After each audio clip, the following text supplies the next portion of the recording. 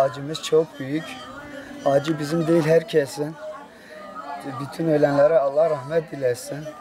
Acımız çok büyük. Gördüğünüz gibi zaten görüyorsunuz. Daha söyleyecek bir sözüm yok. Abimdi, gelenimdi, yeğenimdi, amcamdı, yeğenlerimdi. Bir de oğlum. Bir de benim çocuğumdu. Bütün ölenlere Allah rahmet eylesin. Yeni mahallede bir hastanenin orada oturan bizim akrabalar. Hepsi de. Amca çocuklarıyız. Dayı yeğeniz. Şu an dün bir haber geldi. Cenazemiz vardı Elazığ'da. Biz cenazeye gitmek istedik. Ama cenazeye giderken cenaze olduk.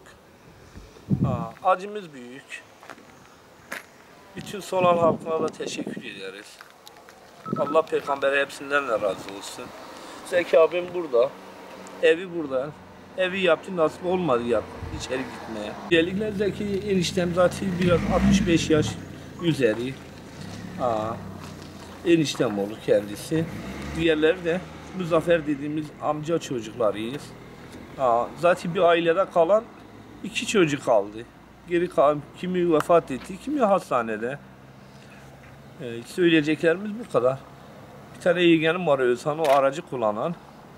O da izine gelmişti. O da şu an hastanede.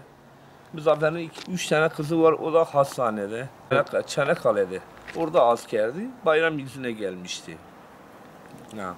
Bir de bize misafir gelen amca çocuklar vardı. Muzaffer dediğimiz amca oğlun eniştesiydi. Hem enişte hem akrabasıydı. Onu da o kazadan bir kızını kaybetti. Bir diğeri de yoğun bakımda Elazığ'da. Şu an mesela bu akşam gece saat 2 civarında onları defnettik. Bugün öğleden sonra Elazığ'a varmamız lazım ki diğerini defnetmek için. 6 tane yaralımız var.